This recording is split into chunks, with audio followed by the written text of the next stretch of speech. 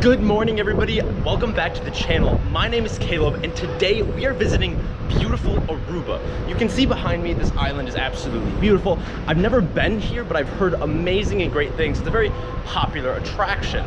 Now, I've been having some trouble coming up with kind of what to do for these intros for you guys because I don't entirely know what to expect. I mean, I'm going to a place that I've never been, and on some of these excursions that I'm doing, they sometimes it's hard to understand what's exactly going on, and you know, things change and stuff like that. I want to let you guys know what's going on as best as I possibly can. So here is what we're doing today. A 4x4 natural pool swim and snorkel safari. This is straight off of the excursion app on the that Carnival has. So today we're going to be going snorkeling in beautiful Aruba, just overlooking the island right now. You can see over right there, it's kind of a mountainous region. I didn't really know that, but then again, I didn't know much about Aruba at all. On the right side here, yeah, I mean, there's lots of mountains. There's one big one right over there. But yeah, I'm very excited to see what Aruba has to offer.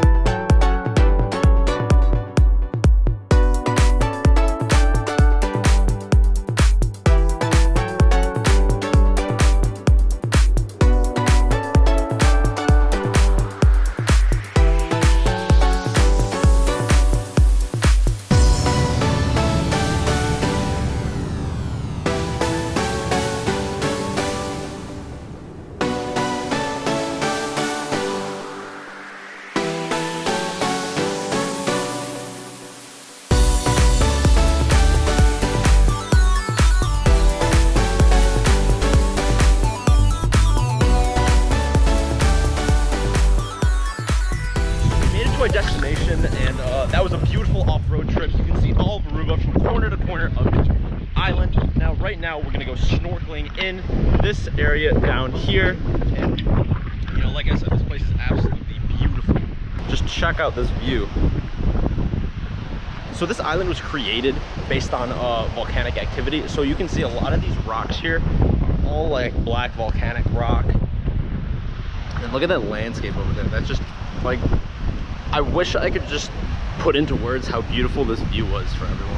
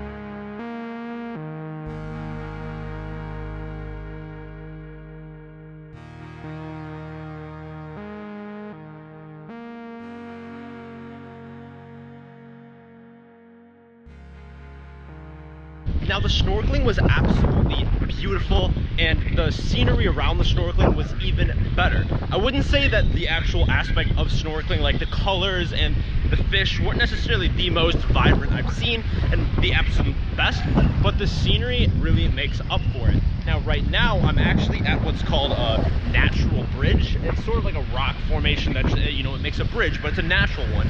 And here we are at the island. As you can see, there's tons of tourists just taking in these beautiful rock formations. Now this island isn't necessarily the biggest island that we've visited, but I would say that it is one of the most it's very natural, and there's a lot of, if I were to have just a vacation home, I would choose this island.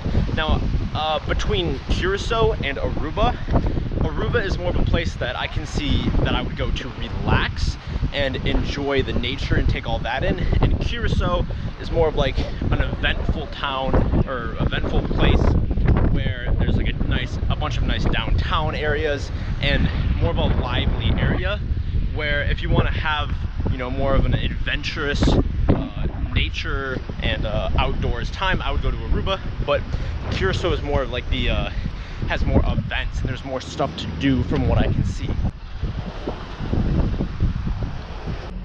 I'll back up unless you want that one.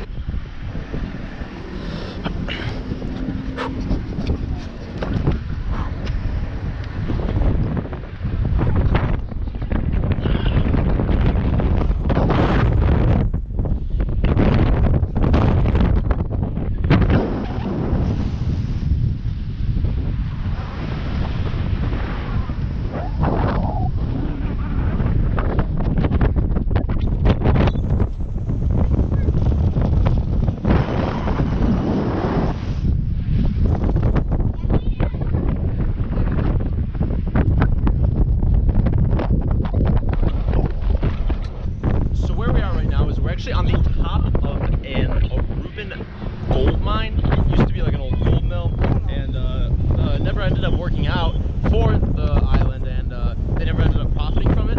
But now it's just kind of like a local attraction. It's very beautiful here though. We climbed up that side, and then you can see there's just tons of off-road vehicles, and tourism is really this island's main source of income. They really profit from tourism all over the world.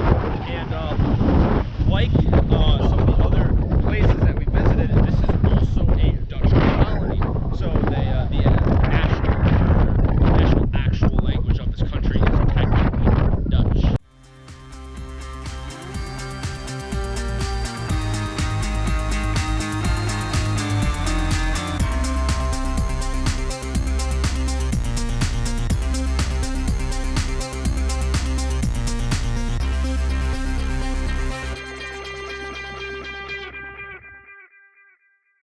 So what you guys just saw was the luxury estates of Aruba. Now, this is where all the wealthy individuals live, and there's a bunch of beautiful houses there. That is going to be located right about here in this area, whereas where we went off-roading was over in this area right here. That actually where we were was a national park. It covers 18% of the island.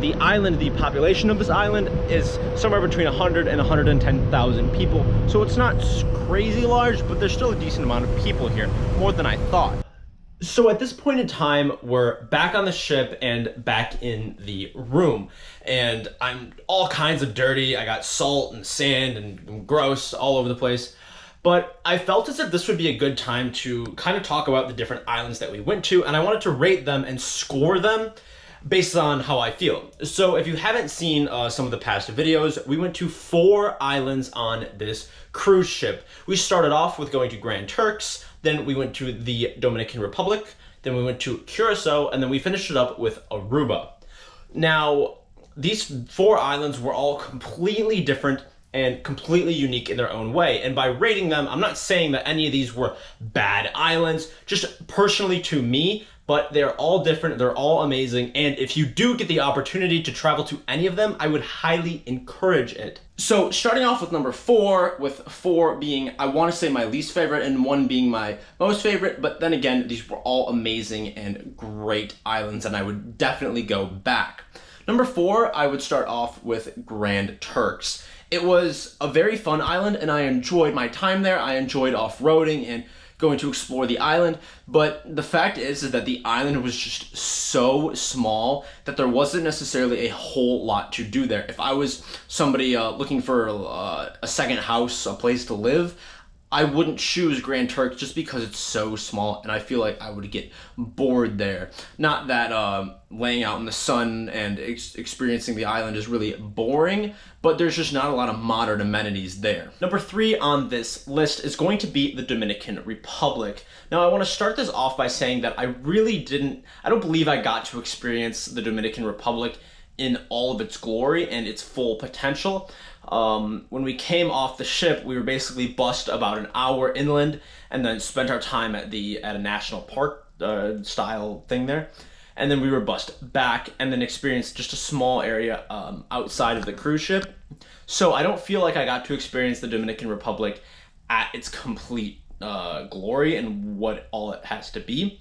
But it's going to come in at 3 on this list. Number 2 and number 1, it was very hard for me to distinguish between these two, which one I liked more, and they're both unique and they're both really cool in their own way. But number 2 is going to come in at Curacao. Now, I think that Curacao is a very slept-on island. They just recently started accepting tourists about 5 years ago, so it's very young in the tourism industry, opposed to some of the other islands. Now, I think that it's a very, very underappreciated island as it comes to tourism. It's very nice, and it's got a large population of 170,000 people, so there's always a lot to do on this island. Now, if you're talking about things like citizenship or where you maybe buy another house, Curacao would definitely be a good contender because of that factor. You know, there's a lot to do. They're a lot more modern than some of these other places. And coming in at number 1 as my favorite island is going to be today's trip. It would be our trip to Aruba. Aruba was absolutely beautiful, and it's everything that everybody said it would be and more. It has a huge portion of the tourism market. Aruba is just kind of known for their tourism and being so beautiful. At first, I thought that the island was sort of strictly nature oriented, but there's actually a lot of shops and grocery stores and residential areas, and there's a ton of different things that you know, somebody who might live on the island may want or need. Now, if I were to look at purchasing a home, I would look at Aruba for more of a vacation home and more of some place to go that's not my permanent residence. But if I did want to live somewhere permanently, I would probably lean towards something more like Curacao, just because there's a little bit more to do and there's a higher population, there's more things Not that any of these islands are boring, but personally, I need to be always doing things. I'm a very high action person, so I want to be always doing things and moving, and I'm not very content just sitting in the same chair on the same deck every day. That just really doesn't do it for me. So that's gonna be all for this video. I really, really hope you liked these islands we went to. If you haven't seen the rest of this playlist, please go check it out. My name is Caleb. I would really, really appreciate you hitting like on this video, hitting subscribe, and share with a friend. Maybe somebody's looking to travel to one of these islands and they don't know what to expect. Leave your comments down below. I will be sure to respond to each and every one of you. As always, I'll see you in the next video.